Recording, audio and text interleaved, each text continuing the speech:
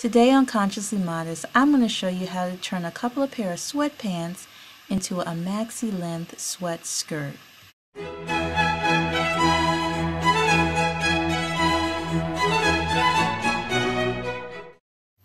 For this project, you'll need straight pins, thread, scissors, seam ripper, razor blade, measuring tape, 2 pairs of size 2XL women's sweatpants, and they should be the same color. A sewing machine would be your best choice, but it is possible to do this project by hand. These are the basic tools that you're going to need to deconstruct your pants.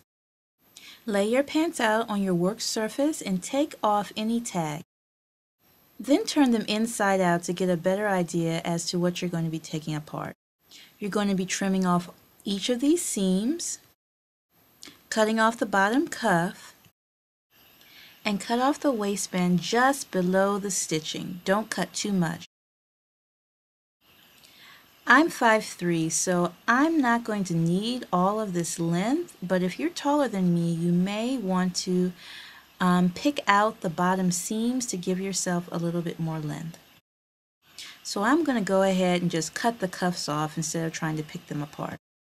Next, I'm going to cut the waistband from the bottom of the pants. You'll notice that I'm cutting pretty close to the stitching without cutting into the elastic. And this is how it'll look once you detach the waistband from the pants. The next thing you're going to do is cut the inside seams off.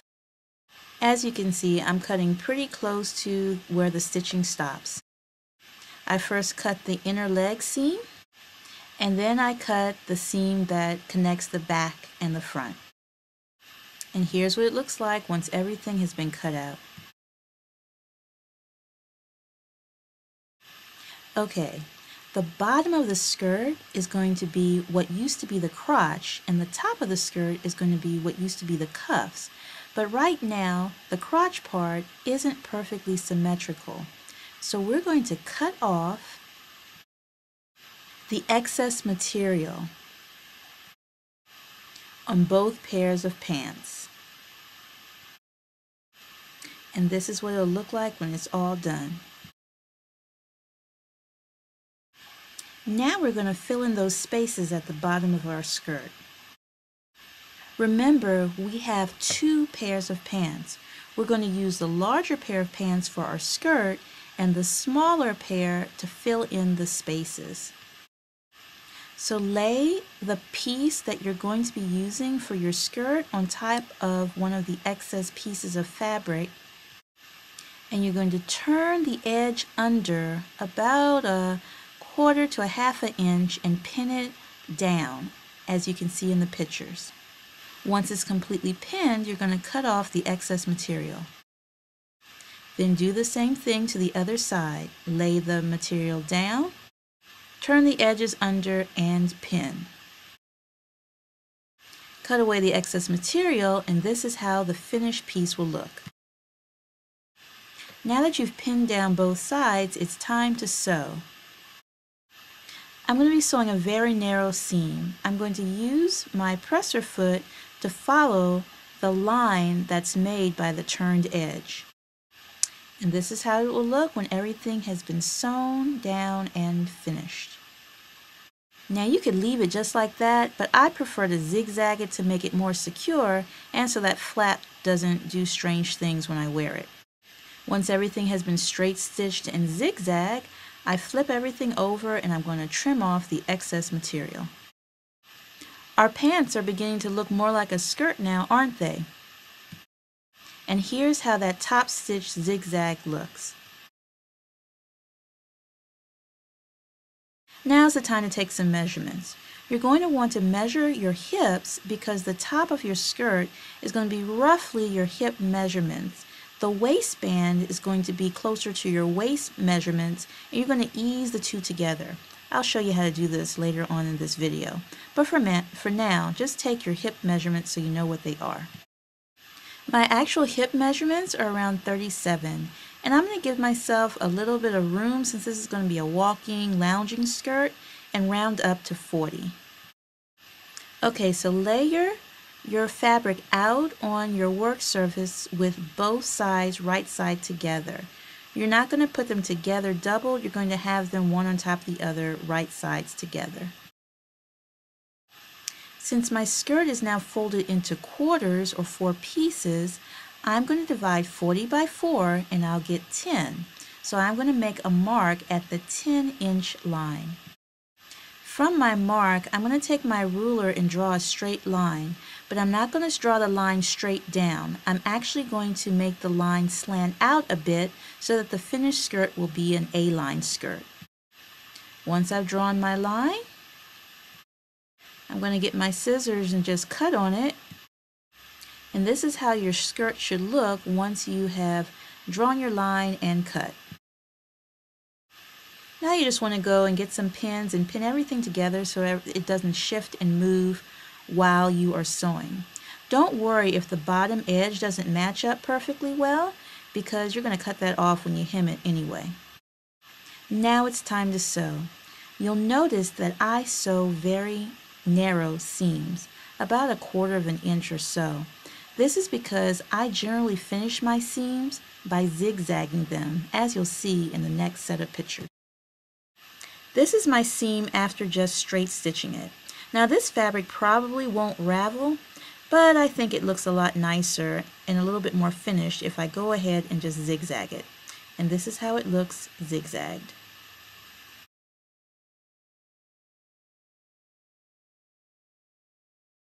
Okay, so these next slides, this is optional. You don't really have to do it, but I kind of do because I like how it looks better. I've zigzagged my seams in this part. This is how it looks, but I don't like how the seam is falling. So I'm going to top stitch it to make it lay a little bit better. Doing a zigzag top stitch will also make it match the other parts of the skirt that were filled in. To get your skirt on your machine, you're going to have to pull it all through and forward so that the center of your skirt is kind of in the middle where the presser foot is, and all around your presser foot. So pull it all the way to the middle. You're going to begin your zigzag from the center where the waistband is, and you're going to work down toward the hem. You want to lay your seam to either one side or the other as you're zigzagging over it. And use the seam, run it right between where the foot is as your guide. If this doesn't make any sense or seems like a little bit too much work, just skip it. This is just something that I decide to do to make my skirt look a little bit more uniformed. Now it's time to prepare your waistband to put on your skirt. So you're going to need your seam ripper and a razor blade. What you're trying to do is remove the excess fabric that was left over when you cut your waistband from the pants. Once you've got all the material off, it's time to measure your waistband and make it fit your waist. The old waistband is about 18.5 inches folded, which would be about 37 inches, and that would stretch to fit a much larger waist than mine. My waist is about 28-29 inches, so I'm going to cut it off at 30 to give myself enough room to pull the skirt over my hips without having it binding me in my waist. At this point, if you want to, you could just fold the 2 pieces together and just sew a seam up, but that would be kind of bulky. Here's how to rejoin your waistband in a professional way so that people wouldn't know that you didn't buy your skirt from a store. You're going to pull back the outer fabric and overlap the elastic by a half or 1/4 of an inch, depending on how wide you want your finished waistband to be. Next, you're going to take it to your sewing machine and zigzag it back and forth a couple of times and make sure that it stays. This is how it'll look once you've done all that sewing and zigzagging and you know it's not going anywhere. Now you're going to pull that outer fabric back and seam rip it back a little bit further. You're going to make the elastic and fabric do some contortions to kind of bend them around so you can repin those 2 pieces together. Be careful not to stick yourself while you're sewing, and you're going to sew it and zigzag it on your machine. And this is how it looks when it's finished. You're going to take your waistband back to your sewing machine and sew up that edge that you opened up. And voila, there you have it, your waistband, and it looks like it came from the factory. So you have your waistband and your skirt. Let's put them both together. Fold your waistband and your skirt into quarters and put pins where you see I have pinned in the picture. I've pinned in the center, on the sides, and the front and the back. Now here comes the fun part. You need to match all the places that you've pinned. You want to match your waistband to your skirt. You're going to have to stretch the waistband a little bit to make it match up where all the pins are, but that's what elastic is for. You're just going to ease and stretch and ease until you have all your pins met up where they're supposed to go. Once you've matched all of the 4 pins on the waistband and the skirt, you're going to use a whole bunch of pins to ease that waistband onto the top of your skirt. And that is how it's going to look once you have put in all your pins on your waistband and skirt. Now it's time to sew. If your sewing machine has the free arm option, this would be a good time to use it. Otherwise, you may get stuck up pretty bad as you're sewing this thing with all these pins. As you sew, you're going to want to gently pull your fabric so that the waistband and the skirt will match up. After you finish sewing it, set your machine to zigzag and go back and finish your edge. And this is how your skirt will look once you've attached your waistband to the skirt. Now I could honestly stop right here, but I prefer to top stitch. It'll keep my waistband from moving around too much, and it looks a little bit nicer. To top stitch it, just sew really close to where the seam is and try to catch the bottom of your elastic waistband to keep it from shifting around when you're wearing it. And this is how your finished top stitching will look on the front. And this is how your finished top stitching will look on the back. Almost done. Now it's time to hem our skirt. Right now the skirt is about 44 or so inches long. That's a little bit too long for me. I want my skirt to be long, but I don't want it to be dragging the ground. So I'm going to cut it off at 40 and turn it up to about 39 inches long. What you're going to do is take the top of your measuring tape and put it at the top where the waist is, and then make a mark at the bottom all the way around across the bottom of your skirt. Once you've made all your marks, you're just going to simply cut on the line. Back to the sewing machine to zigzag the bottom raw edge.